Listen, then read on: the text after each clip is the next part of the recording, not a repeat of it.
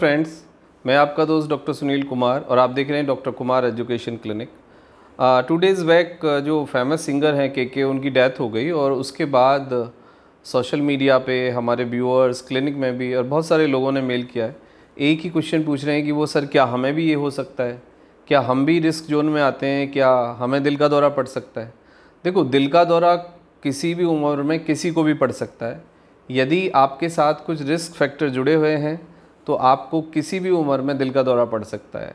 ऐसा नहीं है कि दिल का दौरा पड़ने के लिए कोई स्पेसिफिक एज होती है, बट ये बात बहुत ज़रूरी है कि हाँ, 35 के बाद जो रिस्क फैक्टर है थोड़ा सा ज़्यादा बढ़ जाता है। दुनिया भर में जितनी भी प्री मैच्योर डेथ होती हैं, मेरा कहने का मतलब है कि जितनी भी एक एजिंग से पहले यानी इंसान के एक उम्र से पहले ही यदि डेथ होती है तो उसमें जो सबसे बड़ा कारण है वो स्ट्रोक का कारण है। स्ट्रोक में आपका दिमागी दौरा हो सकता है, आपका दिल का दौरा हो सकता है।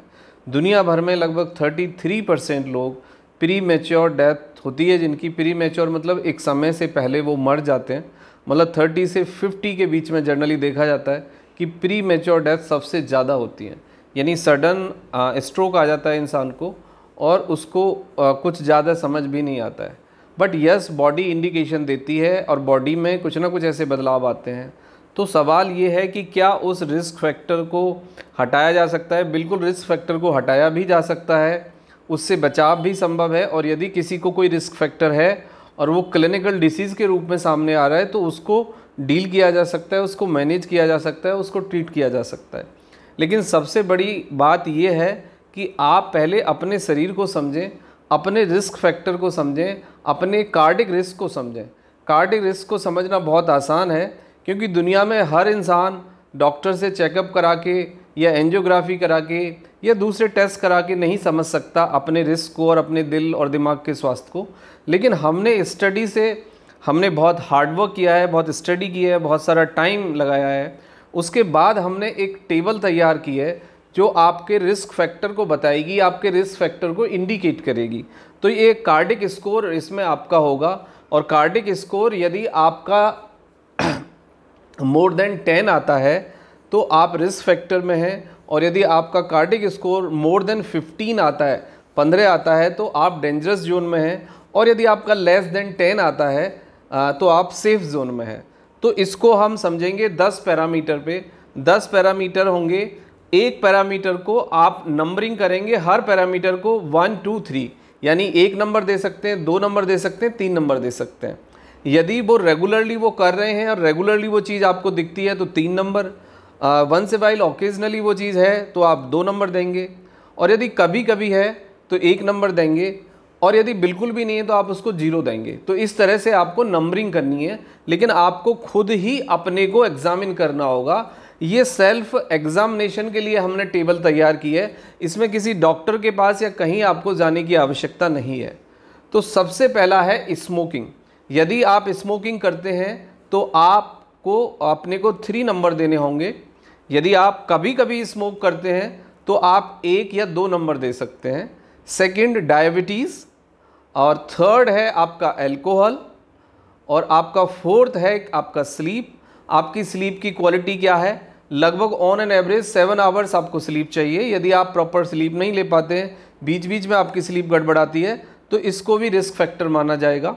उसके बाद है 5th रिस्क फैक्टर आपका स्ट्रेस। लगातार यदि मानसिक तनाव से आप लड़ाई कर रहे हैं तो वो आपका रिस्क फैक्टर है, उसमें आपको स्कोरिंग करनी है।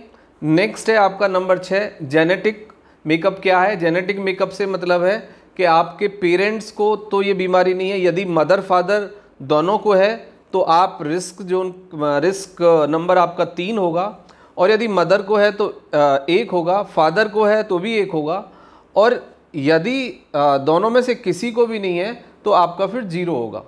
ओबेसिटी, यदि आपको 2 से 5% वेट ज़्यादा है तो आप रिस्क जोन 1 है, आपका 2 है, मतलब यदि आपका 8% या 10% वेट ज़्यादा है तो आपका 3 है रिस्क, मतलब मैक्सिमम रिस्क है।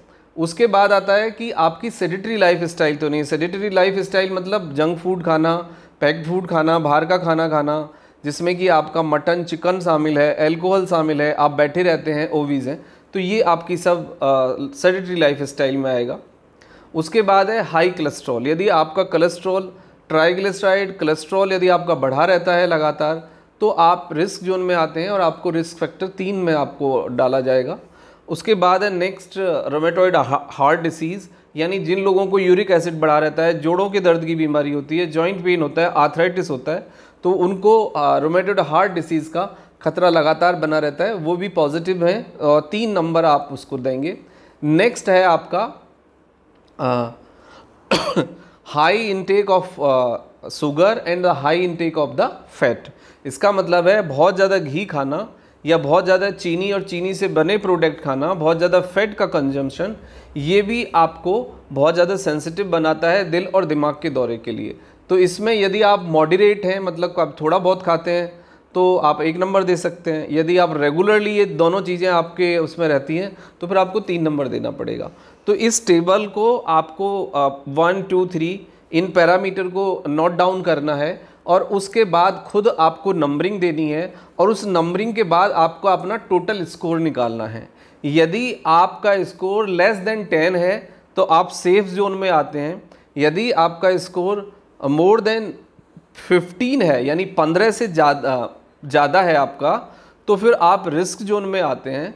और यदि लेस देन मोर देन 20 है तो फिर आप डेंजरस जोन में आते हैं, यानी आप इमरजेंसी कंडीशन में हैं, आपको मेडिकल अटेंशन की इमीडिएटली ज़रूरत है। आप डॉक्टर से मिलिए और आप अपने फैक्टर्स में जो फैक्टर रिस्क फैक्टर आपके साथ जुड़े हुए हैं उनको मैनेज करिए। यदि क्लिनिकल हेल्प की ज़रूरत है, डॉक्टर की मदद की ज़रूरत है, तो फिर आप डॉक्टर से मिलिए।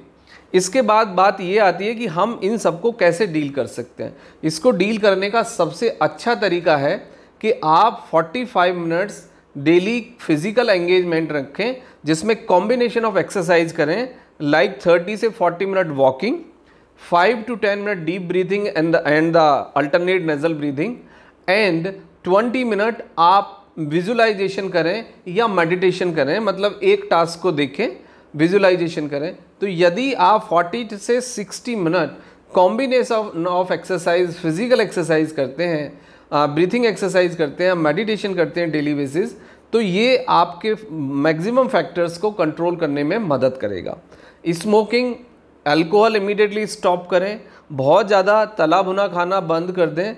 यदि आपको कोई डायग्नोज डिसीज़ है like hypertension, diabetes, kidney disease या कोई और दिक्कत है तो आप इमीडिएटली डॉक्टर्स की मदद लें। फिजिशियन से बात कर सकते हैं, फैमिली फिजिशियन से बात कर सकते हैं, कार्डियोलॉजिस्ट के पास जा सकते हैं, एक तरीका।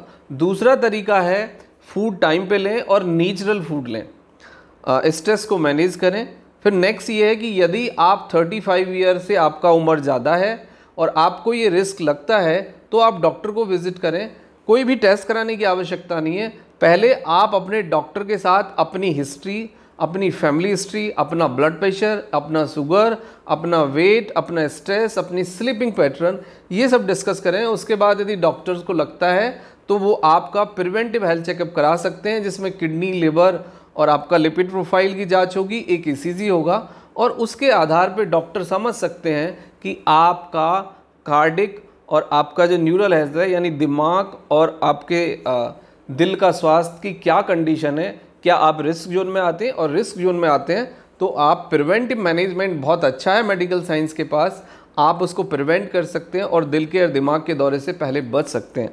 आई होप ये वीडियो आपको अच्छा लगा होगा, और वीडियो को शेयर करिए और जो भी आपका फीडबैक है वो हमें दीजिए। और आई जस्ट पर्सनली रिक्वेस्ट कि आप अपना कार्डिक स्कोर हमें एटलीस्ट मैसेज बॉक्स में लिखिए, तो हमें जनरली ये आइडिया होगा कि सोसाइटी का क्या स्टेटस है और हमारी सोसाइटी किस जोन को मैक्सिमम बिलोंग करती है। ये हमारे लिए बहुत बड़ी मदद होगी, जिससे हमारी रिसर्च का एक कंक्लूसिव डेटा हम फाइंड कर पाएंगे और उससे हमें आगे बहुत मदद मिलेगी। Thank you very much and take care yourself.